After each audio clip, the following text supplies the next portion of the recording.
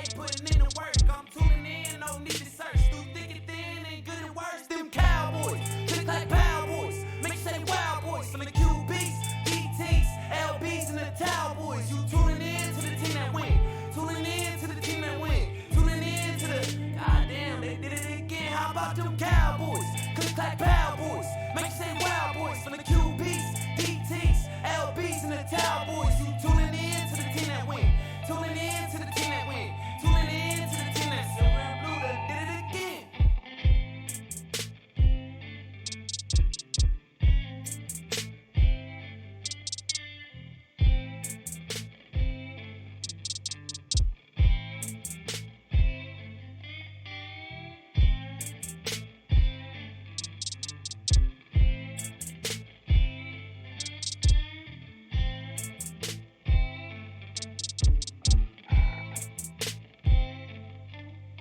Them Cowboys, click like Cowboys. Make you say Wild Boys. From the QBs, DTs, LBs, and the Cowboys. You tuning in to the team that win.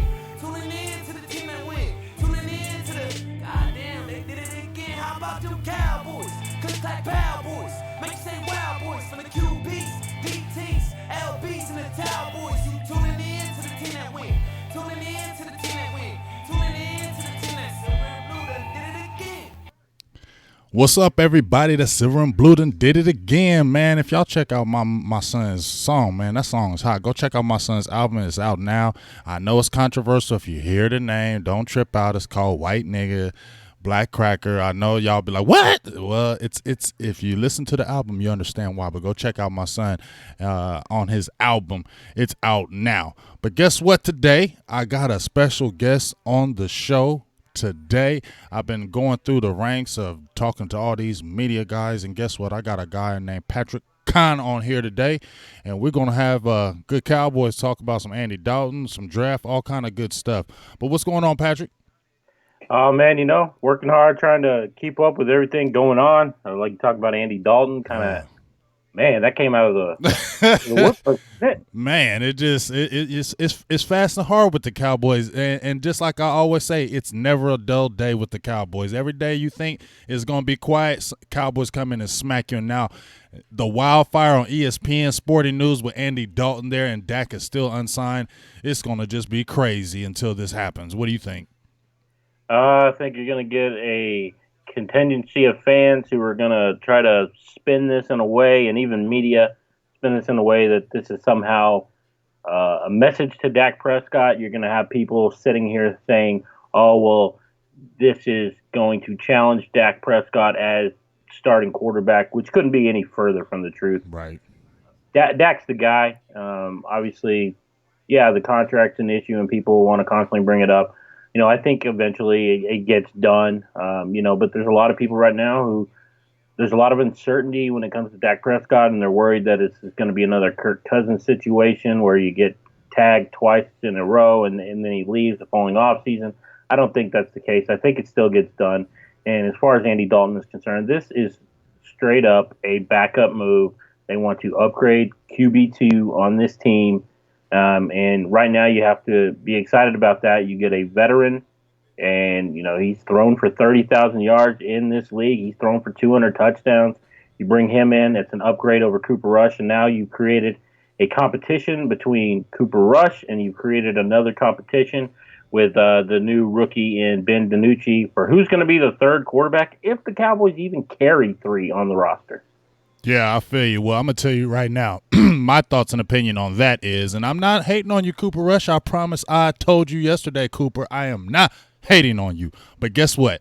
I want you not to be on the team any longer, okay? They brought in Andy Dalton. As soon as, like I was talking to you off air, as soon as I heard the release of Andy Dalton, I immediately posted and said I want him because the Dallas Cowboys need a capable, solid veteran backup. If Dak Prescott goes down, I'm sorry. I don't trust a Cooper Rush. I'm sorry. Maybe he can win a game or two, but on the long haul of a 16-game season or 4, 5, 6, 7, 8 games and Dak Prescott's out and I got Cooper Rush there, no, I feel like the season may be over. I feel a lot better now that you bring an Andy Dalton in, who, like you said, is the backup quarterback. He is not the starter. They're bringing in a veteran backup, so if your starter goes down, you don't miss a beat. And then, as you said, now you create a competition with Ben DiNucci and Cooper Rush. But honestly, I like the moxie that Ben DiNucci has. And if you're going to have that backup with the Andy Dalton, then go ahead and get your guy, Ben DiNucci, put him on that damn practice squad and let him work for the next 2 or 3 years or however you got to do it since there's unlimited time on this practice squad, and let him build up himself. And then Cooper Rush, hopefully you find somewhere else. But at the end of the day, you got a young quarterback you can still develop. You got a solid veteran. If Dak goes down, you don't feel like you miss a beat. But my thing is this, Patrick, and I want to ask you, and I know you just told me that, well, you know, this isn't a threat to Dak, such and such, and I feel you, but a part of me says, I said this last year in October, if they love Dak so much and he's their franchise, then why isn't he? I would love Dak and I want him, but why haven't they signed him? And then you get an Andy Dalton. Does that have just a little bit of thinking like, is this going to get done, or is this really going to draw out and be one of those things? Because, I mean, could it really happen? I mean, don't get me wrong. Could it happen? Yeah, it could happen because Dak could just say, you know what, I'm not playing for anything less than this and not coming off that number. You know, it's all about negotiations. And I know recent reports come out that Dak Prescott said that they weren't anywhere near where they wanted, you know, were anywhere near being close to a deal. And I get all of that. I understand that. You know, maybe Dalton is viewed as a little bit of insurance in case that happens. But I'll tell you what, he was there in Cincinnati last year, and you saw what happened to that team. He led them to a number 1 overall draft pick. So if you want to be funny about it, let's just say this. Hey, we could be getting Trevor Lawrence or Justin Fields next season. Right. That's a joke. That's not happening. I hope not. Don't joke like that, because then that's a joke that everybody, because I done already heard, just go ahead and tank this past year and get Trevor. I don't want to get to a trade. I mean, it's just, honestly, man, it's just really absurd how people still hate on Dak, you know what I mean? But, I mean, the man has deserved his money, and, you know, I don't blame him for sitting out because, as I said, you came in as a 4th-round draft pick who wasn't even supposed to play for the first 2 years. You were supposed to sit out. And when Romo went down, you still were sitting behind Kellen Moore, which was crazy to me in itself.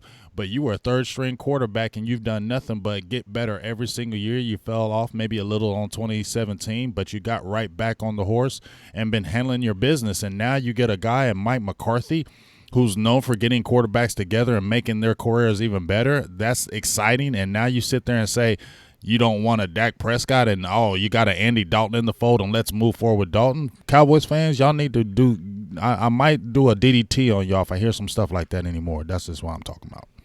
Man, that's insane to me. And you talked about it a little bit, and you hit the nail right on the head. You talk about a guy who came in, you know, who wasn't viewed as a top-tier quarterback in that 2016 class, and all that he's done is outperformed every single quarterback.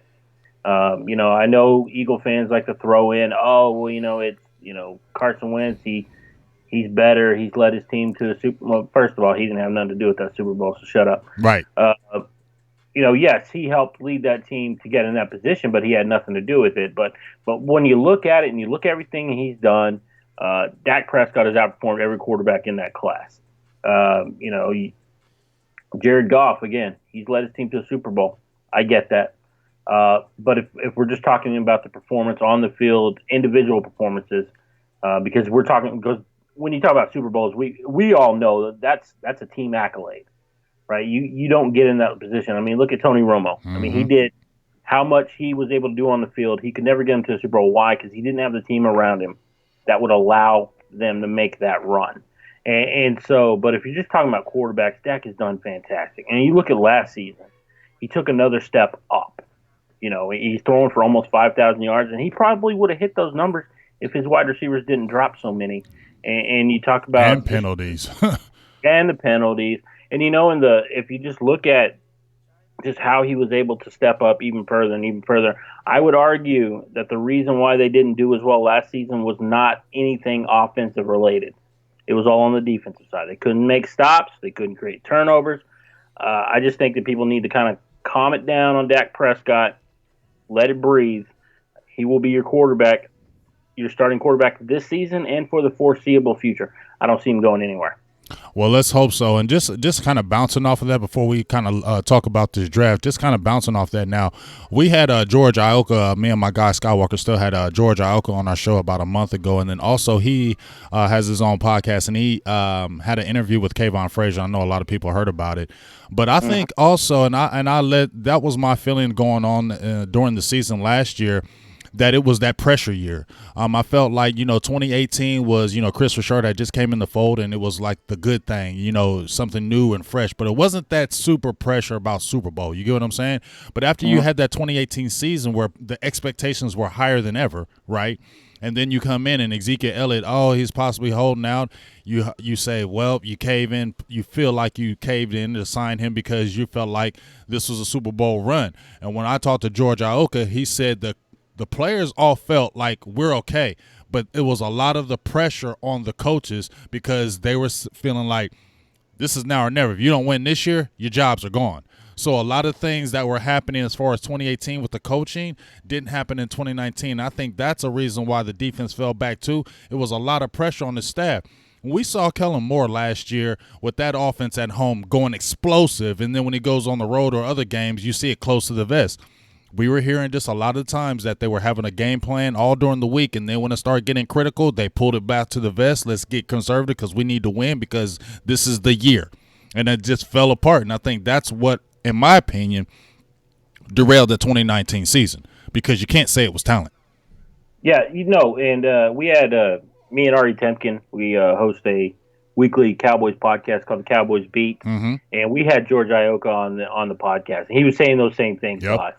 And so when you factor in, and that makes a lot of sense, where they're feeling so much pressure that they're getting conservative, which we all know that the whole Jason Garrett thing was conservative. Right. That's how he was. And so, it seemed like he loosened the reins a little bit. And then, like you said, in 2019, he kind of pulled it back and said, all right, let's be conservative. Despite the fact that you were seeing so much success offensively. Right. As far as that is concerned, the thing on the defensive side of the ball, not playing Jordan Lewis, whatever you want to say about him, the guy makes plays. You could talk about his size. Oh, we're going to talk about that right quick, too. I'm saying, when you talk about it with him, he makes plays. Put him on the field. And, it just felt like with how the defensive staff, primarily Chris Richard, how he liked his corners, and they didn't want to play him because he didn't fit the physical profile, but he made plays. So, I think a lot of those decisions really culminated in what we saw in the field, finishing with an 8-8 season. Yeah. Well, like I said, you see why Garrett ain't here now. And I'm not happy.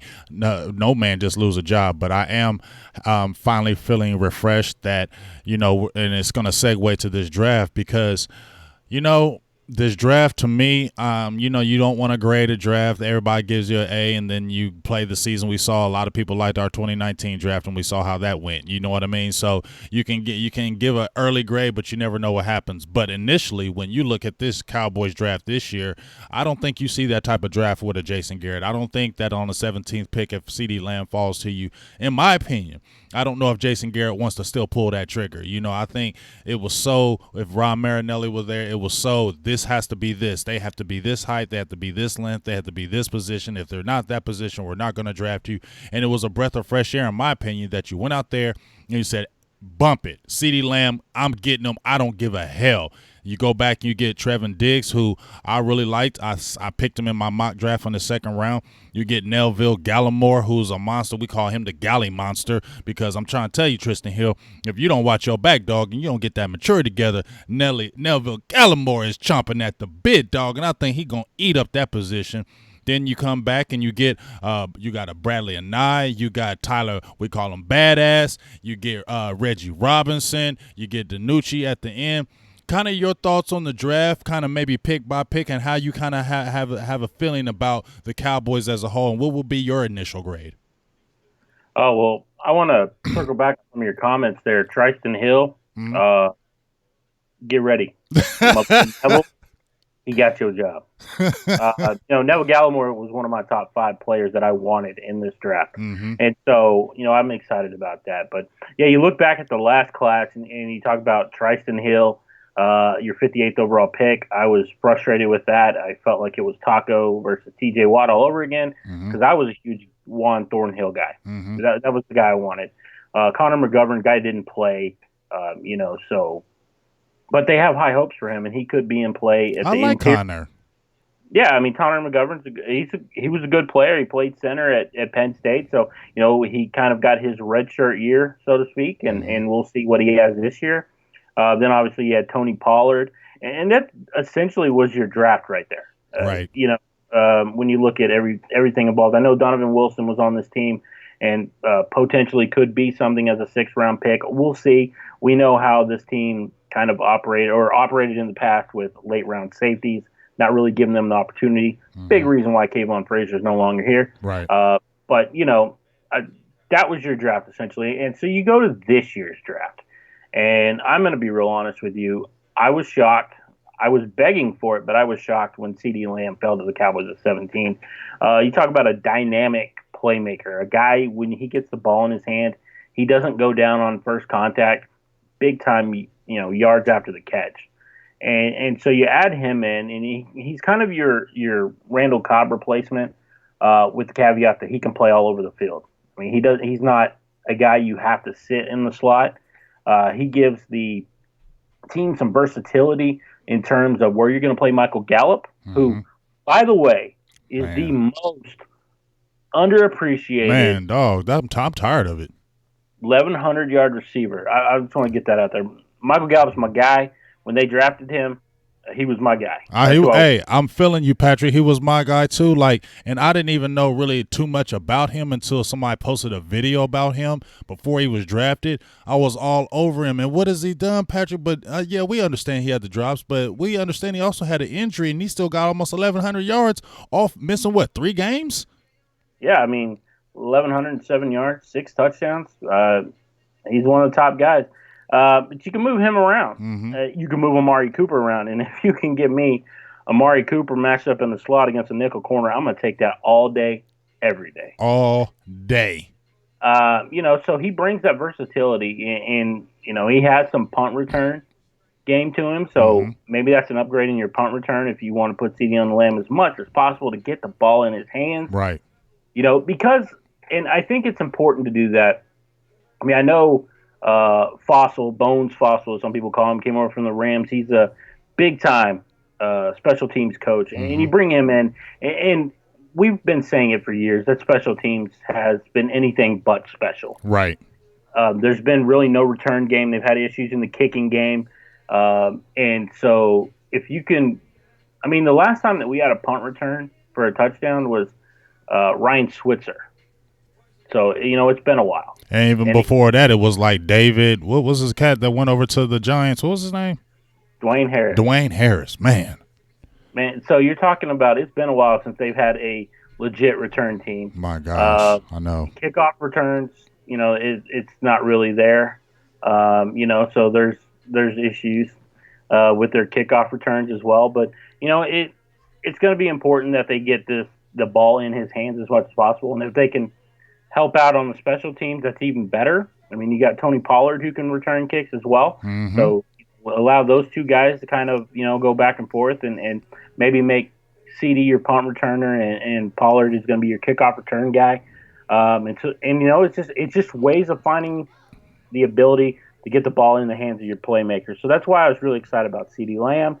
And there was this euphoria on day one when they walked away. And, what was funny about it is I was thinking back to when the Cowboys were finishing out the season, and they just had to win that last game of the year to really push them further back in the draft where they were going to select.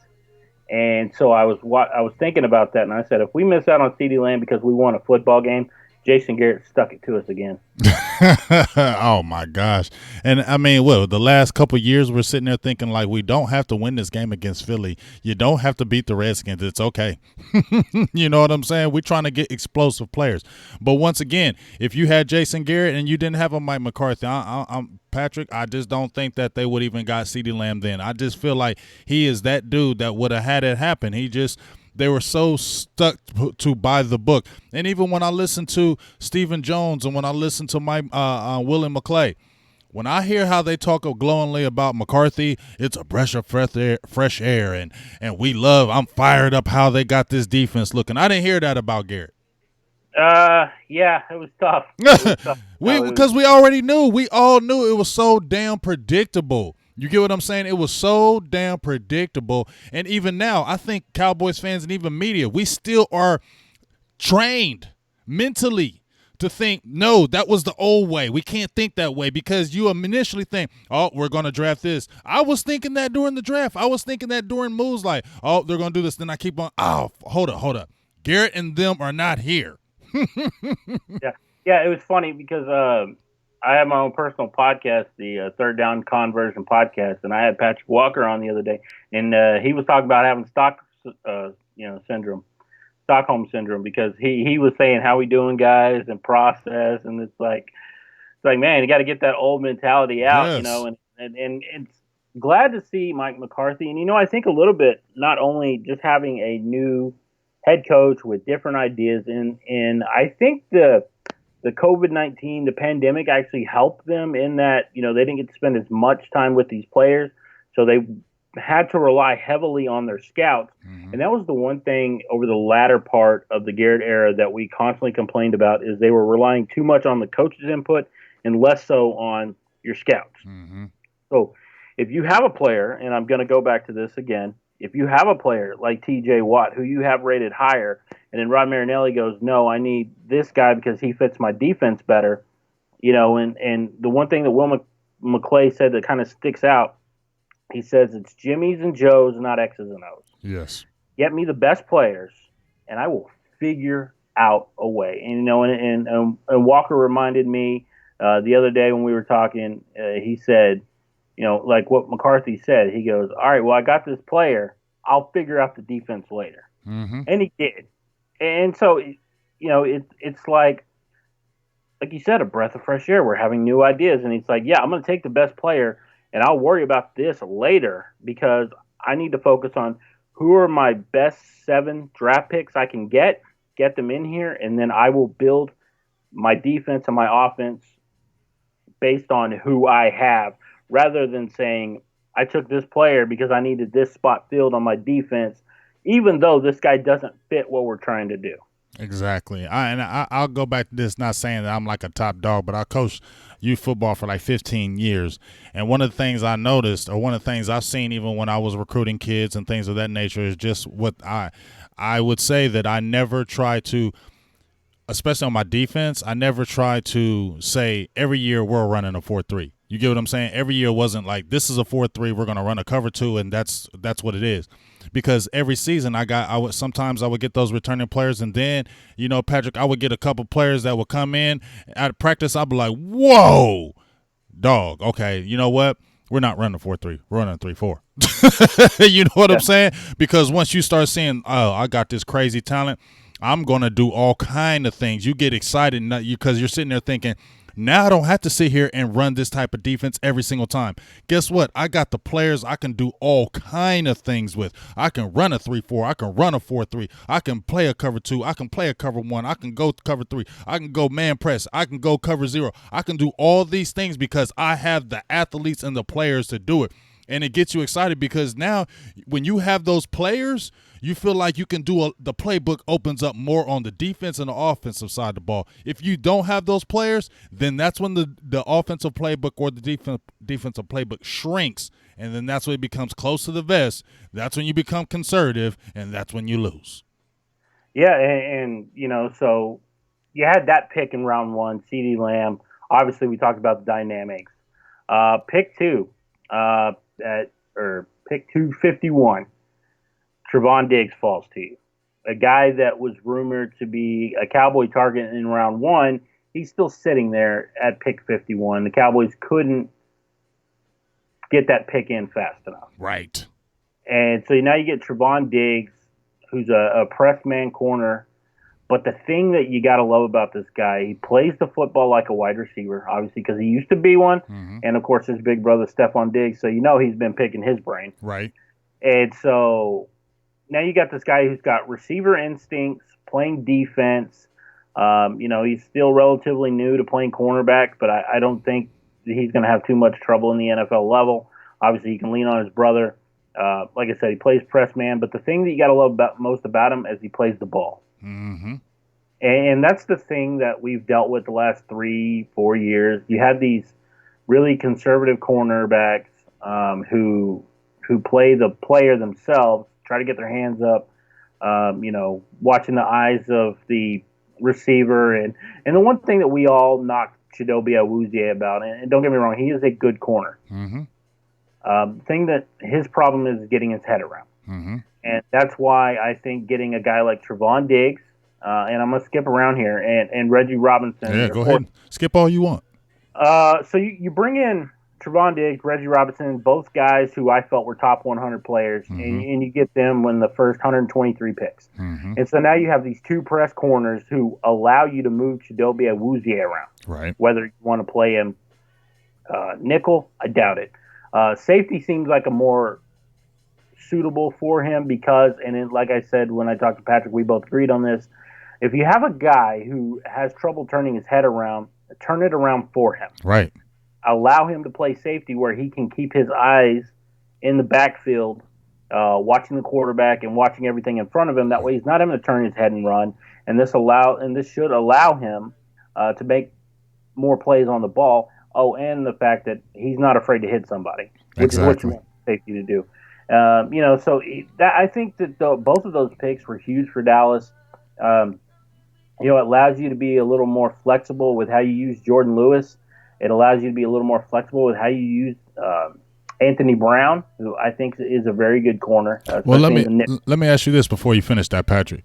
You're talking about that because a lot of people have been questioning. Even when I did a show a couple of days ago, I feel you with the Chidobe Awuzie thing. I actually interviewed him last year, and I specifically asked him that question: Would you be cool with going to safety? Because I wanted him to go to safety or think about it when he got drafted in 2017 because he played in college at Colorado.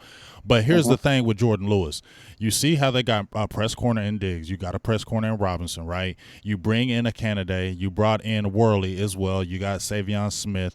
Now, you got about 3 or 4, 5, 6-1 corners now, and you re-signed to Anthony Brown to a 3-year deal, but you didn't touch a Jordan Lewis. That's kind of alarming to me because we like Jordan Lewis as a playmaker. I've loved Jordan Lewis since he's been drafted. But do you think that it's a sign that maybe we're not looking at you in the future when you brought in Diggs or Robinson and you brought in those other guys just recently? I'm going to tell you this. Jordan Lewis is going to be a fantastic player on another defense next year. Mm-hmm. That's the way I look at it. I don't think that, even though he was taken where he was taken, viewed as one of the top nickel guys, in the draft, and I thought he could do some things for this defense, and for whatever reason, I never wanted to play him. Now, with that being said, it's really hard for me to sit here and say that he's not going to be a focal point in the defense this year. Mm-hmm. But at the same time, I've seen what this team has done in the past. Now, I should give it a fair shake because it is a whole new staff. Mm-hmm. Mike Nolan may have different opinions on it. But, when I look at it, I just feel like he is probably not in the plans of the future. There's so many questions, with him, with Xavier Woods, mm-hmm. Clinton Dix. All these guys are on one-year deals. Yep. So, it could be a whole new secondary next year. Yep. And so, that's the tough thing about it. But I think that he's a really good player. I think he hasn't been given his opportunities. And I don't watch practice, so I don't know if, maybe he's one of those guys who doesn't perform well in practice. Mm-hmm. It's just one of those things where I base all my opinions off what I see on the field. And he's a good player, and I hope that he gets his fair shake because I really would like him on this defense in the future and not playing elsewhere. Yeah, me too. Like I said, I've loved Jordan Lewis from A1 day one. But just, just agreeing with you and bouncing off that, I just, as much as I like him, and I think they are going to play him because, this is his last year on his deal, so he wants to try to get his, extension like anybody else, whether it's Dallas or anything else, so he's going to want to perform. But, man, when I just see them 2 cornerbacks drafted and then I see these other tall guys they brought in, and I listen to Al Harris saying I like tall cornerbacks. Yep. When I hear those type of things, I just feel like you're not going to probably get the fair shake unless you have a tremendous training camp. You know what I'm saying? You're going to have because I feel like right now they're already looking elsewhere in their eyes, so you're going to have to basically change their mind, in my opinion, because I feel like their mind is kind of made up, just in my opinion, just from what I see. I'm gonna use a baseball analogy here. He's got to change their eye level.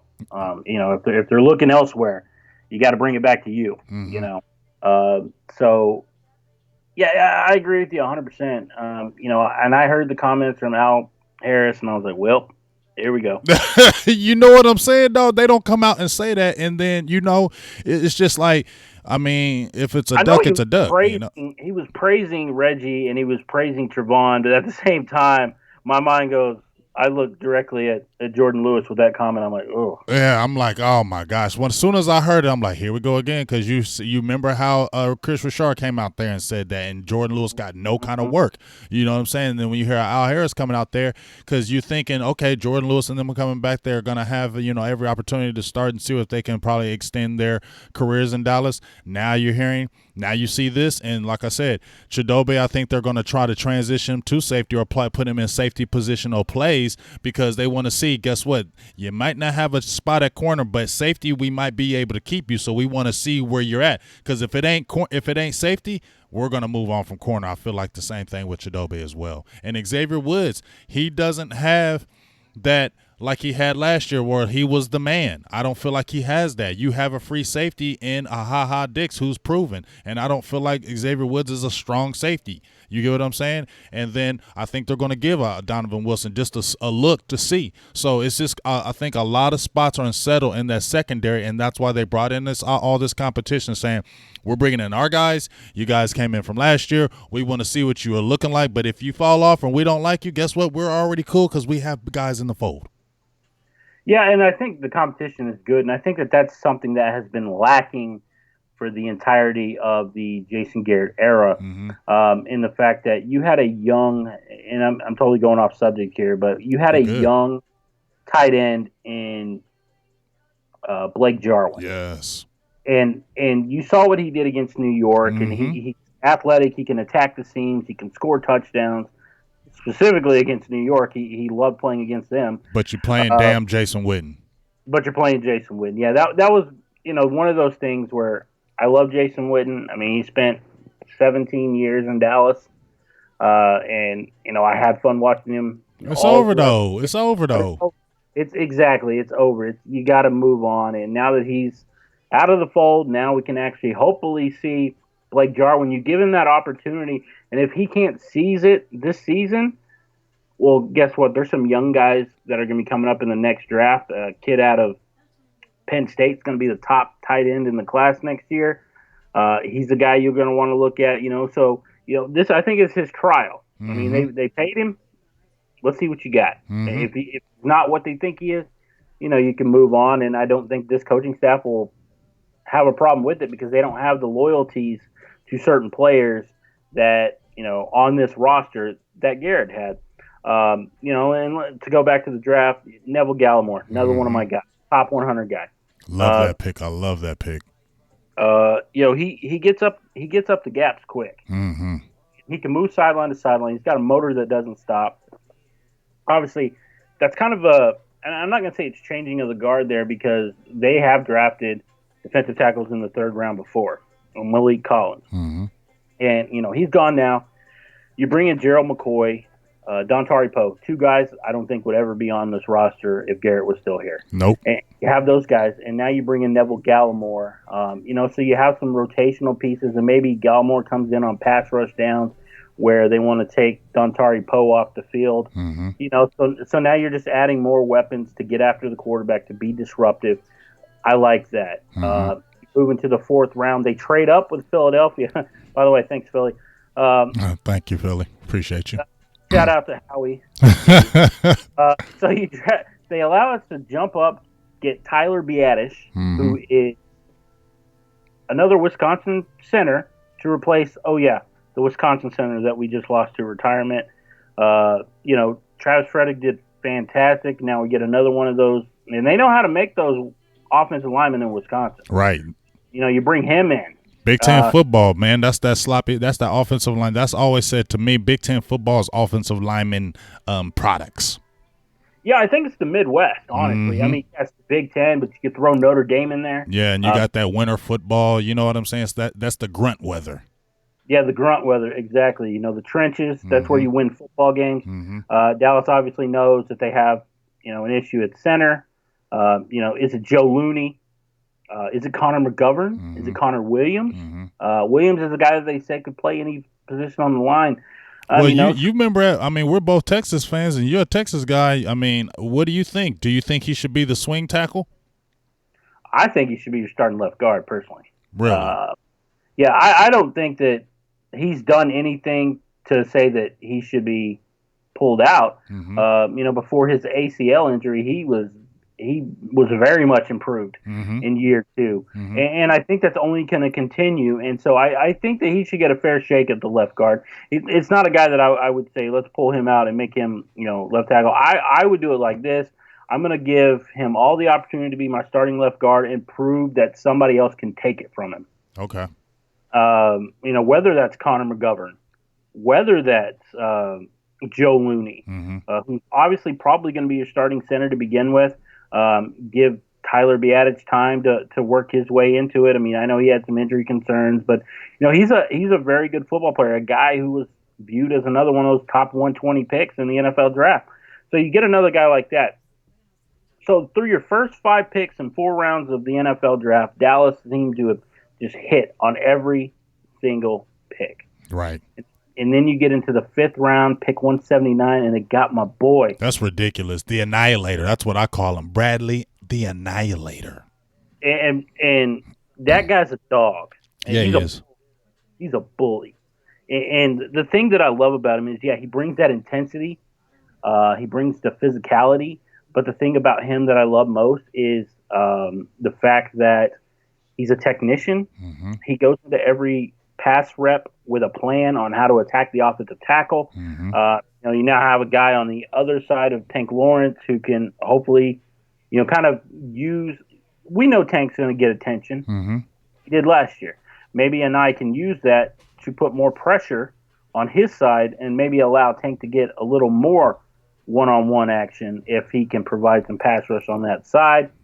And this is a guy that I really liked, and what he told the media when we got a chance to speak with the players following their draft selection, and somebody asked him about the 30 sacks, about, the pride that he had.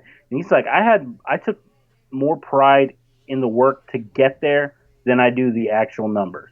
So this is a guy that likes to come in. He likes to work. He likes to put in the work. He's going to get in the trenches. He's going to fight.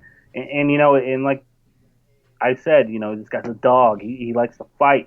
And I think that that's something that this defense has been missing for some time, is they've been missing those bulldogs out on the field. And I'll say Trevon Diggs is a bulldog. Reggie Robinson, Gallimore, these guys that they got, I think, bring an edge while also being high character guys. Yeah, and I mean, it's just, and then then you got DiNucci as well, who I love DiNucci as far as his game. He's just one of those guys. I don't know. It's just something about him. I mean, when they drafted him, I really didn't know too much about him. But when you just watch him, there's something about him. I don't know what it is. I can't put a finger on it, Pat. It's just something about that kid. I like him. You want to know what my first reaction was when they drafted him? What? I was like Snoop Dogg. I was like, who? That's what I said. I was like, who is this Ben DiNucci? Who the hell is that? Yeah, it was surprising a little bit there. I wasn't expecting that. Went back in John Owning. He had posted some work on him, so I went back and watched a few games at James Madison, and he was a guy that he kind of reminds you of a little bit of Tony Romo with the way that he plays in the pocket. Right. And so that's exciting. I mean, he essentially would have been undrafted. I don't think the Cowboys wanted to compete with anybody to sign him, so that's why they spent a seventh round pick 231. Can't really complain about that too much. Mm-hmm. And again, brings competition between him, Cooper Rush. They can battle it out. I'll tell you what, while I was watching some of his games at James Madison, there's this guy named Rondale Carter that kept jumping out. Oh boy, I already talked about him. Already talked about him yesterday, Patrick. I did a show yesterday on undrafted who would make the team as far as the undrafted rookies. I said he was the guy. Number one, because they gave him a $145,000 contract, $125,000, and they gave him $20,000 signing bonus. It was the highest on the team, so that lets me know right there they're not going to pay you that type of money, and you ain't going to be on the squad. You hear what I'm saying? And then I seen that tape, 12 sacks, and then Patrick had that great interview with him. And when after I watched the tape, I seen the money, and then I seen the interview, it all just made perfect sense. Because that dude, when you listen to him, he made me want to run through a wall and play some football. You get what I'm saying? I mean, the kid is smart. You could hear him. I played 3. I could play the 5. I could stand up. You know what I mean? I'm not going to talk about it. I'm going to be about it. Wait till you see me in camp. This is I just feel like they're getting those type of players in the fold. We always heard about Jason Garrett getting the right type of guys, but then we would see totally the wrong type of thing. You get what I'm saying? Always hearing about the right type of guys, but you're getting the wrong type of people. I feel that, not just saying because it's McCarthy and Jason Garrett is gone, but I like McCarthy. I'm going to keep it real, Patrick, just to kind of move away from that draft now and kind of I was going to ask you about the staff. But I like McCarthy when he was at Green Bay. You know why? Because he used to kick Dallas's ass. He used to kick Dallas's ass every year. And I used to be like, man, dog, I'm getting tired of this dude.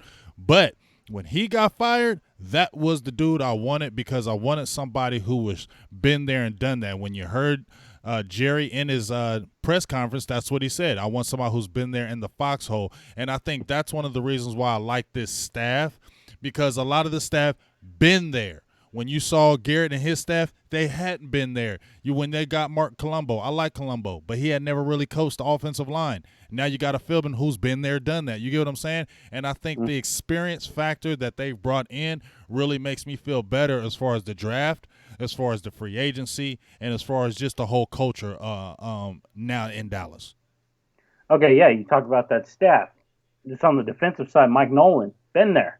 Former San Francisco head coach. He's done multiple defenses, the Falcons defense, which wasn't the great, but he also did some work in New Orleans. Pretty good defense there. Jim Tomsula, 49ers. I love him. That defense, the defensive line, he's good with that. So I really like what they did on the defensive side of the ball. Offensively, I mean, it's very similar because this is still Kellen Moore, and so they have him and Nussmeier coaching the quarterbacks, so I don't think that it's going to be all that different offensively speaking, but you have to really like what that defense has done. And yeah, I agree with you, bringing in McCarthy and bringing in the experience level. What's going to be interesting is, I went back and looked, and there's never been a head coach that has taken 2 different franchises to a Super Bowl. So I would definitely like Mike McCarthy to be the first. Yes, please, let's be the first, because I never hated on Garrett, but I just feel, when they signed him to his deal, when he became the head coach of the Cowboys, I backed him because, you know what, he's a Cowboys coach. I love my boys, so, I'm going to, back my coach. But in my heart, I felt like he was just never the guy. I just felt like he's a good coach, but he's just one of the guys that's not going to get you over the hump. I just always felt that. I talked about how you had the Steve Kerr with Mark Jackson. You had the coaches with Toronto who he was getting there and then he couldn't get it, and then the next year they get rid of him and they get over the hump and go to, they win a NBA Finals. We've seen it happen with Tony Dungy and Gruden. We've seen it with Doug Collins and Phil Jackson. We've seen coaches that can only get you so far. They get rid of him and they get the other guy, and then he takes you over the hump. I'm hoping that this happens because this is what I want, and I want to ask your thoughts on this before we get out of here.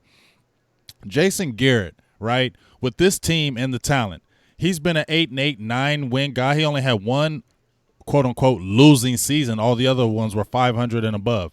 So if you got a team who has talent, and Garrett, I feel like was just an okay coach, and they were doing what they were doing, winning that many games, how much better can the team be when you have a McCarthy who has done it, and he's coming in the fold with this kind of talent? I'm not going to come out here and say that this team is Super Bowl bound in year one. Right. But I believe that this team can compete. And I think that this team is set up to not only take their division, I think this team is talented enough to make a run. And so when you look at everything involved, provided everything goes to plan, obviously when it comes to plans, you should just throw that out the window, because the NFL it's a weird lady, as a strange lady, as Brian Broaddus always likes to say. Mm-hmm. But I think based on the talent on the roster, I mean, on paper they're talented, up and down. It's just going to be a matter of putting it all together. First year under a new head coach, there's going to be growing pains. Obviously, you got a second year of Kellen Moore, but I don't see any reason to think that this team shouldn't be competing year one.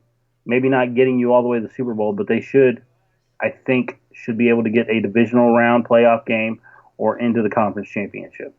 Yeah, I definitely think it should happen. It can happen. Like I said, you go back to McCarthy's record, and before he had the few bad seasons, I mean, they were 8 straight years in the playoffs. And out of the 10 years, they were 8 in. And we can also say that 2016, they should have probably been in the Super Bowl if it wasn't for the blunder from the tight end on the onside kick. So you could have said he would have been in 2 Super Bowls. You know what I mean? And we can also say how much he's credited to, as much as Aaron Rodgers be talking all that trash and hating on McCarthy, and now you having beef with your new coach. And now I feel better because people were trying to make it look like Mike McCarthy got stale and it was all him, and Aaron Rodgers was just so happy. But guess what? Your new coach, you're having beef with him too. So guess what? I think it's more you, and I feel better about McCarthy and coming with working with Dak Prescott. I just hope that they hurry up and get this deal done, Patrick, because it's frustrating, because I really want to see what Mike McCarthy can do with Dak Prescott. I think that's what I'm really excited about, because if Dak Prescott can do what he did under Jason Garrett, imagine what he can do, in my opinion, under Mike McCarthy. Yep. And I agree with you 100%. I mean, you talk about McCarthy and quarterbacks that he's worked with in the past. Obviously, Favre and Rodgers are the big ones. I mean, he spent some time. He had Aaron Brooks too over in New Orleans. Yep. Yeah, Aaron Brooks. Spent some time in San Francisco. I mean, so this guy's been around quarterbacks and he knows how to work with them. So definitely a guy that I really like the fact of getting him in and working with Dak Prescott, and hopefully getting the Cowboys to where we all hope that they could be. Yeah, exactly. Hey, man, well, I definitely appreciate you taking some time out of your day, man. I'm glad I was able to contact you. I have been watching you from afar.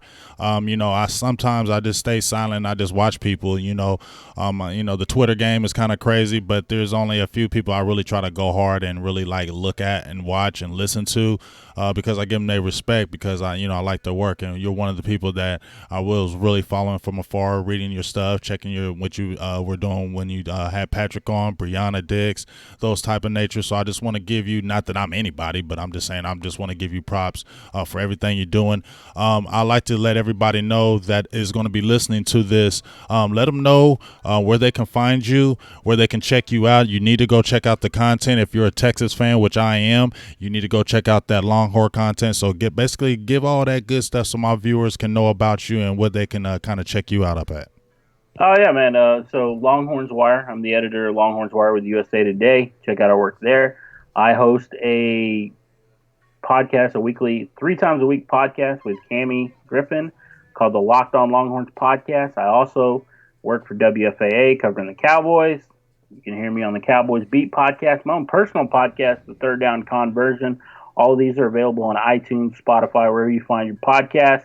So that's pretty much it, man. And I appreciate you letting me jump on with you. And anytime you need me, just give me a call, and I'm more than happy to jump on and talk some Cowboys with you. Hey, well, I definitely appreciate it. Do we ever get this season rolling and getting everything together, I'm definitely going to have you on again during the year so we can talk some more, get our kind of – we did our initial kind of pre-thing, but we we'll probably just hook up like mid-season, be like, hey, remember when we had that talk earlier? Oh shoot, we 10-1. Hey, man. Let's hope on it. I'm hoping that we do have some football and we have a lot to talk about this season. Exactly. I'm speaking into existence. That's about positive things. But, hey, I thank you once again, Mr. Patrick Conn. Go please check out that Third Down. Is it Third Down Conversion podcast? Yeah, it's Conversion, spelled CONN, and then version. Yes. Play on the name. Yes, please go check that out. And we're going to be chopping it up more during the year. And once again, I appreciate you stopping by and taking out some of your time during the day to bless me on my podcast of Silver and Blue Nation. So shout out to you. Make sure all my people check out this video. Y'all going to really love it. He brought some really good fire. We had a really good conversation about some Cowboys football, and we'll be looking forward to talking to you again. So thank you, everybody. Salutes to you, Mr. Conn. And we'll be talking to you again here on Silver and Blue Big Game James podcast. All right? And we out. Peace.